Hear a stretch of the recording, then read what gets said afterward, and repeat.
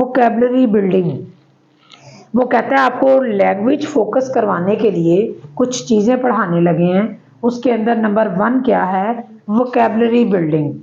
Vocabulary building का मतलब है कि जैसे हमने उर्दू में पढ़ा था अल्फाज मुतरादिफ, इसका क्या मतलब था? एक जैसे लफ्ज जिनके मीनिंग एक जैसे ही होते हैं। मतलब आसमान है, रोशनी है, तो दिया वो भी रोशनी होती है। ठीक हो गया। ये इस चीज के वोकैबुलरी के वर्ड्स हम पढ़ने लगे। इसका मतलब होता है, जो इंग्लिश में इसको कहते हैं ना, उसको कहते हैं same meaning. Same meaning,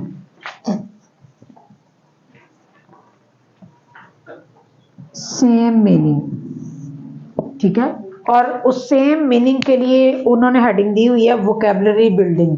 vocabulary building मतलब जो सेम मीनिंग आपने पढ़ने हैं ना, वो आपने वोकैबुलरी में सीखने हैं। यानी आपकी बेसिकली वोकैबुलरी इम्प्रूव होनी है। तो जब वोकैबुलरी इम्प्रूव होनी है तो मतलब आपकी लैंग्वेज फोकस होनी है। आपने इंग्लिश लैंग्वेज की तरफ पढ़ना शुरू किया कि आपको पता होना चाहिए कि एक लफ्ज जो है उसका सेम मीनिंग क्या होता है। यानी ब्यूटीफुल है तो गुड का मतलब भी प्यारा है, ब्यूटीफुल का मतलब भी प्यारा है, नाइस का मतलब भी प्यारा है, लेकिन वो मीनिंग सेम है, लेकिन वो कहाँ यूज होने हैं ये एक अलग क्वेश्चन है।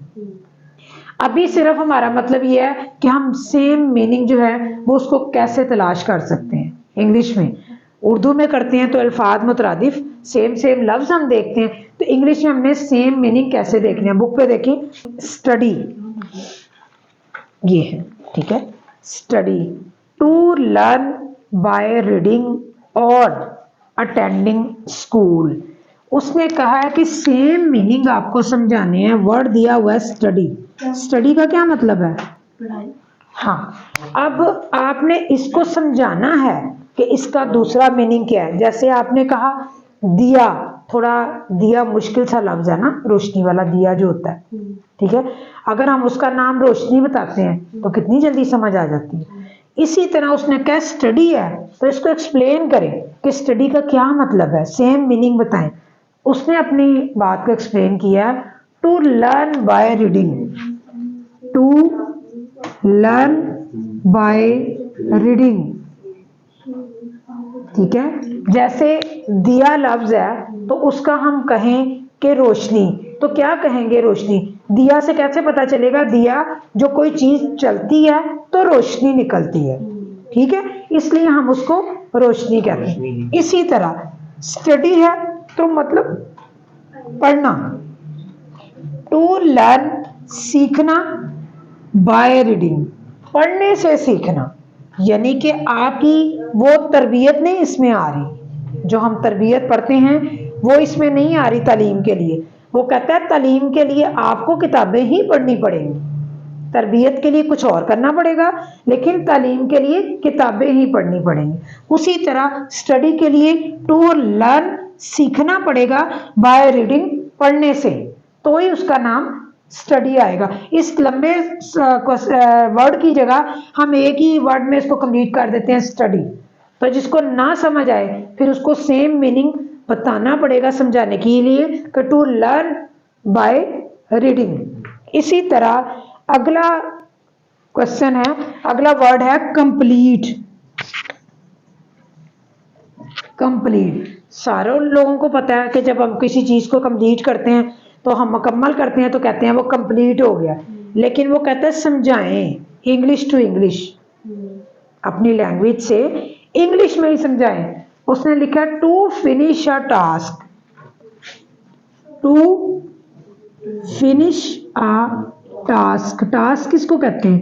बात को, काम को। जो कोई काम आपको देता है ना कि ये करें, तो वो काम जो आपने करना होता है उसको टास्क कहते हैं। अब उसने क्या, कंप्लीट, मुकम्मल, टू फिनिश। अब हम ये भी लिख सकते थे, हम कंप्लीट का सिर्फ फिनिश भी लिख सकते हैं, सिर्फ फिनिश भी लिख सकते हैं कि ये मुकम्मल, ये खत्म। लेकिन नहीं, उसने क्या किस चीज को कंप्लीट करना है। जैसे गुड है और ब्यूटीफुल है, वो भी अच्छा है, वो भी अच्छा है, लेकिन वो किसके लिए अच्छा है और वो किसके लिए अच्छा है, ये बताना है हमने सिमिलर मीनिंग में। सेम मीनिंग, इसका दूसरा नाम कोई और बोले तो आपको पता होना चाहिए, सिमिलर भी कहते हैं इसको, सेम को। ठीक है, सेम का मतलब भी एक जैसे, जैसे हम ये वर्ड पढ़ रहे हैं उसी तरह इसके दूसरा वर्ड सिमिलर है, इसका भी मतलब एक जैसे ही है। ठीक है, अब वो कहता है कंप्लीट को टू फिनिश, खत्म कर दिया, आ टास्क, यानी कि जो आप काम कर रहे थे, कुछ भी, या बात कर रहे थे या काम कर रहे थे, उसको खत्म कर लिया। उस काम को खत्म करेंगे तो उसको कहेंगे शॉर्ट में मुकम्मल हो गया। हम डिटेल में बताने के बजाय हम कहेंगे कि मुकम्मल हो गया। ठीक है, हम जैसे अक्सर बात करते हैं कि टू द पॉइंट आंसर दिया करो, टू द पॉइंट मुझे बताएं, तो उसका मतलब यही होता है, आप इसको बता रहे होते हैं तो आपने इसको लेना होता है। ये आपके मीनिंग जो है ना, ये एक्सप्लेनेशन में काम आते हैं। किसमें? एक्सप्लेनेशन में।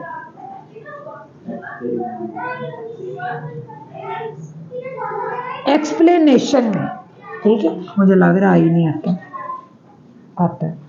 अच्छा, एक्सप्लेनेशन में, एक्सप्लेनेशन मतलब छोड़ दें, एक्सप्लेनेशन मतलब बयान करना। क्या करना? बयान करना, किसी चीज को बयान करना। यानी अगर आपकी बात को कोई नहीं समझ रहा, आप ऐसा बच्चा जिसको पता ही नहीं स्टडी क्या होती है, तो हम बच्चे को छोटी क्लास में बताना शुरू करते हैं टू लर्न बाय रीडिंग। आप रीडिंग सीखेंगे तो आप पढ़ सकते हैं, वरना आप नहीं पढ़ सकते। To complete your one class, then आप क्लास 2 में जा सकते हैं, अदरवाइज नहीं जा सकते। ठीक है, तो ये मीनिंग होता है अपनी बात को समझाना। जैसे दिया लफ्ज, लफ्ज वही था रोशनी, लेकिन थोड़ा कॉम्प्लिकेटेड था। इस तरह उसको समझाने के लिए हमने कहा रोशनी, तो रोशनी से फौरन पता चल गया या मोमबत्ती होगी या वो दिया होगा या लाइट होगी, लेकिन आएगी सब में से रोशनी। ठीक हो गया। लेकिन पहला लफ्ज ऐसा लफ्ज होता है जो कितनी सारी चीजों को बता रहा होता है। ठीक है, हम सिर्फ ये नहीं कहते स्टडी कर रहे हैं, भाई आप स्टडी किस लिए कर रहे हैं, सवाल पैदा होता है, स्टडी किस लिए कर रहे हैं आप? हम स्टडी कर रहे हैं टू लर्न बाय रीडिंग, हम अपनी पढ़ाई को सीखने के लिए स्टडी कर रहे हैं। ठीक हो गया। अब ऐसे भी होते हैं, आप नॉवल पढ़ रहे हैं तो उसको स्टडी नहीं कहेंगे, ना ही वो लर्न बाय रीडिंग होगा। सही। ठीक है, जो अगर नॉवल वर्ड हो तो आप कहेंगे इसको कैसे एक्सप्लेन करेंगे नॉवल, आप इसको क्या करें, ये एक किताब का नाम है, आप इसको नहीं कहेंगे कि आप इसको स्टडी कर रहे हैं, इसको स्टडी नहीं करते, इसको सिर्फ रीडिंग करते हैं, किताब को सिर्फ पढ़ते हैं जो कहानियों वाली होती है। ठीक है, उसको हम सिर्फ पढ़ते हैं, उसको हम सीखते नहीं है उससे, कि उसकी सिर्फ रीडिंग होती है, ना सीखना होता है ना कुछ और करना होता है। ठीक है, इसलिए हम उसे नहीं कर सकते। तो ऐसे लफ्ज जैसे ब्यूटीफुल है, इसके भी आगे आएंगे, हम गुड नहीं कहेंगे उसको, हम बताएंगे वो किस चीज में खूबसूरत है। ब्यूटीफुल तो है, लेकिन क्यों ब्यूटीफुल है, उसका मीनिंग बताएंगे ट्रांसलेट करके। तो इस मीनिंग को कहते हैं, इसको एक्सप्लेन करना। ठीक हो गया। जब हम अपनी अच्छा एक और पढ़ लेते हैं फिर बताते हैं। टॉय, आगे आपका वर्ड है toy, an object for children to play with. कितना लंबा मीनिंग है? Toy, an object for children to play. अब देखिए टॉय, वो कहता है खिलौना। अब खिलौना इसका मतलब कैसे समझाएंगे? खिलौना पढ़ने वाला है, खिलौना बात करने वाला है, खिलौना घर में काम करने वाला है, किस चीज का खिलौना? लेकिन उसके नाम से ही हमें पता चलता है कि खिलौना तो बच्चों के लिए ही होता है और किसी काम के लिए तो होता ही नहीं। इसका मतलब है कि टॉय जो खिलौना है वो एन ऑब्जेक्ट, एक चीज है, फॉर चिल्ड्रन, बच्चों के लिए, टू प्ले, खेलने के लिए। ठीक है, अगर यहाँ बुक लिखा होता तो फिर कहना था फॉर चिल्ड्रन टू प्ले, नहीं टू रीडिंग, कि ये बुक है बच्चों के लिए, पढ़ने के लिए। अगर हम लिखें अल्फाबेट बुक तो उसका मीनिंग इस तरह हम बताएंगे। अब मैं बताने लगी ऑब्जेक्ट। मैंने आपकी पीछे 2-3 पेजेस पीछे आया था हमारा एक क्वेश्चन जिसमें नाउन की चीजें थी, वो हमारा पिक्चर डिस्क्रिप्शन हमने की थी, तो उसके क्वेश्चन में यही लिखा हुआ था कि ऑब्जेक्ट। तो मैंने उस वक्त बताया था कि ऑब्जेक्ट का मतलब होता है वो चीजें जो बेजान चीजें होती हैं। वैसे हम थिंग्स कहते हैं चीजों को, ठीक है, लेकिन ऑब्जेक्ट होता है जो आपको सामने एक शक्ल नजर आ रही होती है चीज की। थिंग्स में देखे बगैर सारी चीजें नजर आ जाती हैं। ऑब्जेक्ट वो जो आपके सामने चीज पड़ी है, ये यहाँ पे खिलौना पड़ा है, यहाँ पे बुक पड़ी है, तो ये ऑब्जेक्ट है। जब मौजूद नहीं है तो आप ये सारी चीजों को कहेंगे थिंग्स है, ठीक है, तो वो एक चीज हो जाती। इसलिए उसने कहा एन ऑब्जेक्ट। बता देना कि 28 को आना है, व्हाट्सएप पे मैसेज आएगा। हाँ, इनका रिजल्ट है, इनको 2 छुट्टियां हैं। टॉय सिर्फ उनको आप लोग नहीं देखें। एन ऑब्जेक्ट एक चीज बच्चों के लिए, टू प्ले खेलने के लिए, ठीक है, जिससे बच्चे खेलते हैं उसका नाम टॉय है। इसका मतलब होता है कि ये जो अब पकड़ाएं, जो वोकेबलरी के वर्ड होते हैं, एक डिक्शनरी होती है। डिक्शनरी आपने नहीं देखी होगी, लेकिन डिक्शनरी पढ़ना बड़ा जरूरी होता है। इतनी सी बुक होती है, इतनी भी होती है, उसको पॉकेट डिक्शनरी कहते हैं, इतनी बड़ी भी होती है। डिक्शनरी का मतलब होता है कि पहले अब लोग जल्दी से मोबाइल पकड़ते हैं और सर्च कर लेते हैं, तो ये एक तरह से अच्छी आदत है, एक तरह से बुरी आदत है। बच्चे किताब से दूर हो रहे हैं। जब आप किताब से सर्च करके ढूंढते हैं तो आपका माइंड बुक वाला ही रहता है, आप बुक से ही पढ़ना ज़्यादा बेस्ट समझते हैं। और बुक से पढ़ने का मतलब है कि आप अपने उस्ताद को सुनते हैं, क्योंकि वो आपको बुक से पढ़ाता है। मेरी चाय कितने रखी, पढ़ा दे फिर आज चला।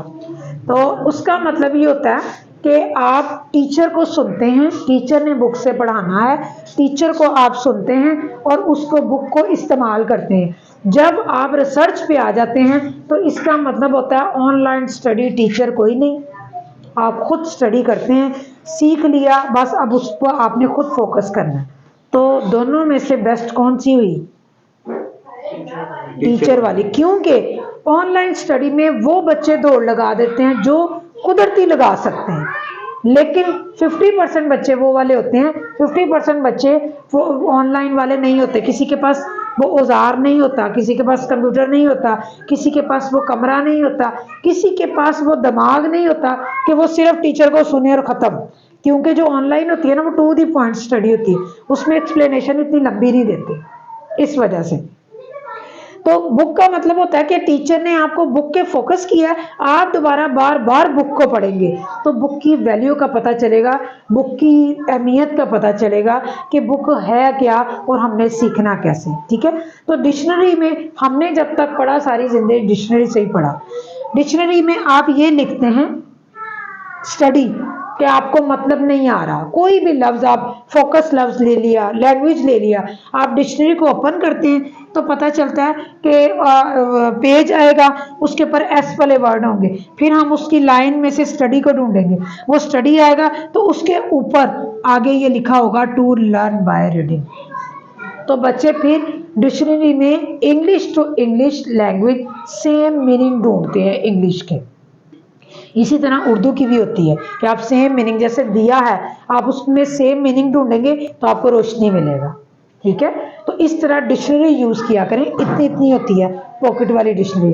कोशिश करेंगे ज़्यादा महंगी ना हुई तो सबके लिए मंगवा लें, तो वो आप पढ़ा करें या एक रख लें, यहाँ सारे उसे यूज करें ताकि आपको पता हो। तो ये सारे मीनिंग हमने डिक्शनरी से ढूंढने होते हैं, सेम मीनिंग, जिनको हमें नहीं जोड़ना आता कि कौन सा लफ्ज पहले लिखना है, कौन सा लफ्ज आपने बाद में लिखना है। तो हमने, हमारा क्या टॉपिक था कि लैंग्वेज को फोकस किया है। वैसे ही क्वेश्चन है कि अपनी लैंग्वेज फोकस करें, इसका इस क्वेश्चन से कोई ताल्लुक नहीं है। उसने हेडिंग दी थी कि ये लैंग्वेज वाला है क्वेश्चन, यानी आपने इसको यूज करना है अपनी लैंग्वेज में, तो वो मीनिंग आपको सिखाने लगे।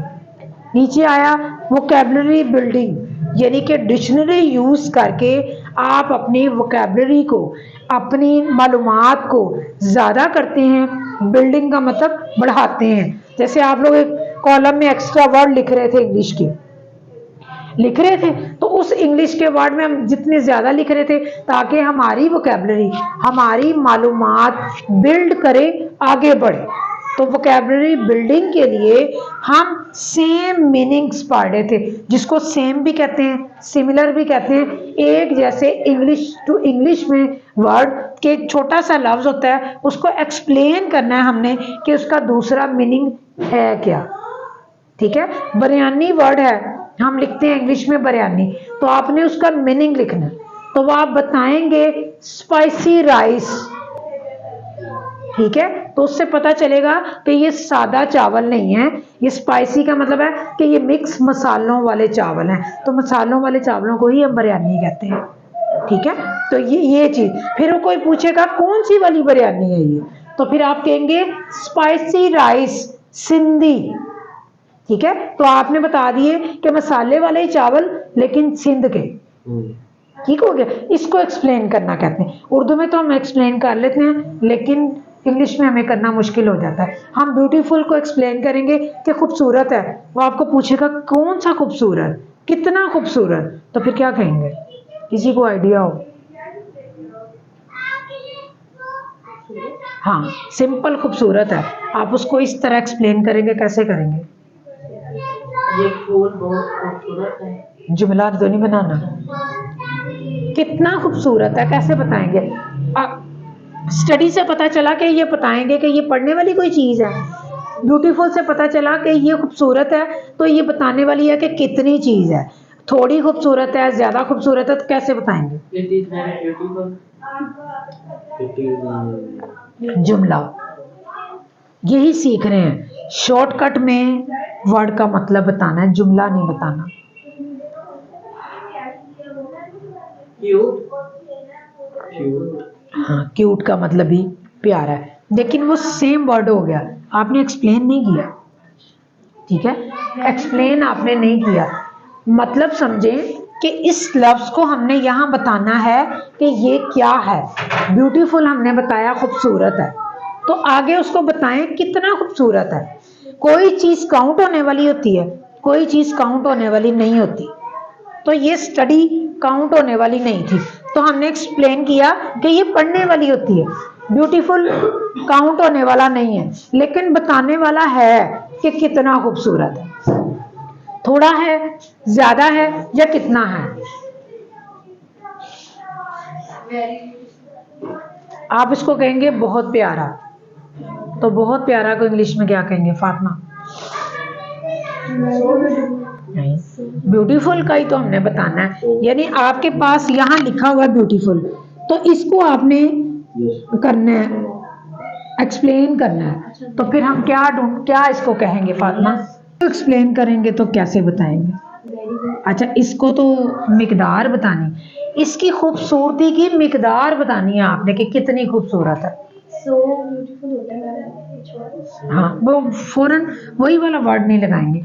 अच्छा, गुड, इसका मतलब अच्छा है, ये खूबसूरत है, ये अच्छा है, तो हम दोनों को ही खूबसूरत के लिए यूज करते हैं, लेकिन बेसिक इसका लफ्ज है खूबसूरत, इसका मतलब अच्छा। अब कितना अच्छा? सम बेटर, इसका मतलब हुआ कि कुछ बेहतर है। ठीक है, कुछ बेहतर है, गुड। अब हम कहें एक्सीलेंट, इसका मतलब भी अच्छा है, इसका मतलब भी अच्छा है, लेकिन एक्सीलेंट से पता चलेगा क्या? हाँ जी, दिमाग काम किया ना। मच बेटर, यानी कि ये बहुत अच्छा है। हाँ, तो अब आप गुड वहां लगाएंगे जहां आप थोड़ा अच्छा बताना चाहें। ठीक है, हम अक्सर यूज करते हैं Ali is a good boy. ठीक है, अली बहुत अच्छा है, वहां हमें जरूरत नहीं होती एक्सीलेंट बताने की।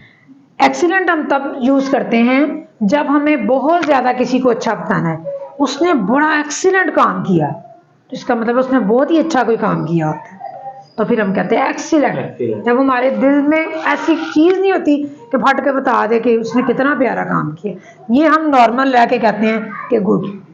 ये हम पूरे जोश से बोलते हैं, तो फिर उतनी ही खुशी के इजहार के लिए हमें बताना पड़ता है मच बेटर, कि बहुत अच्छा। और इसको मच बेटर भी कह सकते हैं, मोस्ट बेटर भी कह सकते हैं, बहुत ज्यादा। मोस्ट बेटर, इसको हम कहेंगे प्रीटी, क्योंकि ये किसी और चीज में अच्छा बता रहा है। इसका मतलब ब्यूटीफुल, खूबसूरत। तो खूबसूरत का मतलब यही होता है ना कि वो प्यारा है, तो प्रीटी का मतलब भी प्यारा ही होता है। हम किसी को कहें कि फ्लावर को ही कह दें कि red rose is beautiful flower, तो हम उसको ये भी कह सकते हैं कि रेड रोज इज प्रीटी, वो भी प्यारा ही है। अब प्रीटी हम रोज को नहीं कह सकते। ये दो लफ्ज सेम लफ्ज होते हैं, लेकिन इकट्ठे कभी यूज नहीं होते। ये कभी कहीं और यूज होता है, ये कहीं और यूज होता है। फिर बताती हूँ, ये अपनी बात को एक्सप्लेन करने के लिए यूज होता है, ये वाला मीनिंग। ये अपनी स्टडी को कंप्लीट करने के लिए यूज होता है। हम सिर्फ ये कहते हैं ये डस्टर पड़ा हुआ है, डस्टर भी इंग्लिश का लफ्ज है ना, डस्टर पड़ा हुआ है, हमें पता है डस्टर पड़ा हुआ है। अब डस्टर किस लिए यूज होता है, डस्टर का मतलब क्या है, यूज नहीं हमने बताना, इसका मतलब क्या हुआ। बेसिकली ये जो मतलब होता है ना, इसमें उसका काम करना बताया जाता है, ये कहाँ होता है, यूज ही होता है, लेकिन मतलब नहीं बताया जाता। अब डस्टर है, हम लिखेंगे to clean the board, to clean the. अब बच्चों को क्या पता, आपको तो पता है। अब बच्चे क्लास में है, वो पूछेगा मिस ये डस्टर किस लिए होता है, तो फिर क्या कहेंगे हम, बेटे क्लीन द बोर्ड, बोर्ड को क्लीन करने के लिए हम डस्टर यूज करते हैं। तो जो क्लीन करने वाली चीज होती है, साफ करने वाली, बोर्ड को साफ करने वाली, उसका नाम डस्टर ही होता है। तो उसका मतलब भी साफ करने वाली चीज हुआ। मतलब हम उर्दू में कहेंगे बोर्ड डस्टर है, जिसका मतलब है साफ करने वाली कोई चीज है। कपड़ा डस्टिंग वाला कपड़ा होता है, ठीक है, तो हम उसको कहते हैं डस्टिंग। डस्टिंग करनी है हमने, इसके साथ क्या करना है, हमने साफ करना है ना, तो हम कहेंगे क्लीनिंग करनी है हमने, ठीक है। इसका ये टू द पॉइंट लफ्ज जो आपकी पढ़ाई में यूज होते हैं, ये एक्सप्लेनेशन वर्ड होते हैं। सिमिलर मीनिंग एक्सप्लेनेशन वर्ड, बयान करने वाले, कोई चीज को बताने वाले, कोई चीज को समझाने वाले। ये आपको पढ़ाए नहीं जाते, ये पढ़ाए जाते हैं। ये टीचर होता है, इसका नाम टीचर होता है। यानी ये जो बयान करने वाले वर्ड होते हैं, वो टीचर ने आपको जुबानी बयान करने होते हैं। अब वो कहता है इंग्लिश की बुक निकालो, क्या करना है इंग्लिश में, इंग्लिश ए है, इंग्लिश बी है, इंग्लिश ए आप बुक निकालें, वो एक्सप्लेन करेगा इंग्लिश ए में क्या आता है। इंग्लिश ए में आपकी स्टडी होती है बुक्स से रिलेटेड। इस बुक से रिलेटेड जो आपकी कोर्स की बुक है, उसमें चैप्टर्स होते हैं, हम उसको एक्सप्लेन करते हैं कि इंग्लिश की बुक टीचर ने एक्सप्लेन करना कि ये कैसे पढ़नी है आपने, ये क्या होती है, ठीक है। वो कहेगा to learn by reading books, यानी आपने इसमें रीडिंग बुक पढ़नी है, चैप्टर रीडिंग करने हैं, और आपने उसके बाद उसका काम करना है। अब आपकी दूसरी बुक है ऑब्जेक्टिव की, आपकी बुक कौन सी है, इंग्लिश बी की बुक होती है। अब टीचर एक्सप्लेन करेगा ये वाला मीनिंग कि इसको ग्रामर की बुक कहते हैं, इंग्लिश बी को ग्रामर की बुक कहते हैं। आपकी इधर वर्क बुक पड़ी हुई है, कि आप बच्चा पूछता teacher work book, English work book, इसका क्या मतलब है, बेटे इसको इंग्लिश बी की बुक कहते हैं। ये वर्क बुक होती है, इसमें तमाम ग्रामर वर्क होता है। तो हम इसमें लिखेंगे to learn by grammar work, हमने इसमें ग्रामर वर्क सीखना है। तो ये इसलिए ये आपको करवाए नहीं जाते, आपको इसके अंदाज बताए जाते हैं, ताकि आपको अगर एक लफ्ज आपने कहीं इस्तेमाल करना है, वही लफ्ज इस्तेमाल होना है। अब आपको उसका मीनिंग नहीं आता, आप उसको वोकैबुलरी में याद कैसे रखेंगे, ठीक है। तो आप डिक्शनरी में उसको सीखेंगे, डिक्शनरी में लिखा होगा टू लर्न बाय रीडिंग, ये आपके दिमाग में रहेगा, ये आपकी कॉपी पे रहेगा। शॉर्ट काम इसका ये कि ये जो एक्सप्रेशन वर्ड है, ये आपके यहाँ रहने मेमोरी में, ये कॉपीज पे नहीं रहने, ये आपकी बुक पे रहने हैं जो आपने पढ़ने हैं। ये आपने मेमोरी में रख के इसको यूज करना है, ताकि आपको पता हो कि मैं किस काम के लिए कर रहा हूँ। ऐसे ही नहीं लिख देना कहीं पे, ठीक है। तो पूरी स्टडी जितनी भी हम करते हैं इंग्लिश की, उर्दू की, सबके उर्दू में भी सेम मीनिंग होते हैं और इंग्लिश में भी। तो जो आपने वर्ड यूज करना है उसका आपने सेम मीनिंग जो है वो अपनी मेमोरी में रखना होता है, ठीक है। फॉर एग्जाम्पल जैसे कल के लेक्चर में मैं आपको कह रही थी कि आपने कुछ सीखना है, कुछ बनना है, तो आप मेरी बातों को याद रखें। यानी आपने अगर अपनी काउंसलिंग आप करवा रहे हैं, अगर आपने ट्रेनर बनना है, अगर आपने कॉम्पिटेंट स्टूडेंट बनना है, अगर आपने अपनी ज़िंदगी में आगे बढ़ना है, तो आपको सारी चीज़ें हिसार में लेनी पड़ेंगी, अपनी मेमोरी में रखनी पड़ेंगी। तो ज़िंदगी में जितनी भी स्टडी चलती है उसका हर काम आपकी मेमोरी। आपने सुना होगा बच्चों को मेमोरी प्रॉब्लम, मेमोरी लॉस होती है, मेमोरी डिफ़िकल्टीज। तो ये प्रॉब्लम आती है बच्चों में कि उनकी मेमोरी लॉस होती है और मेमोरी में वो चीज़ें नहीं रहती। तो उसका वाहिद हाल ये होता है कि बार बार चीज़ रिपीट की जाती है, उसमें 6 महीने भी लग जाते हैं, साल भी लग जाता है, फिर बच्चों की मेमोरी में रह जाती है, ठीक है। उस रिपीट करना होता है बार बार आपने। ये हो गया। अब आपने ये पढ़ना है, इसको सीखना है और कंप्लीट करना है।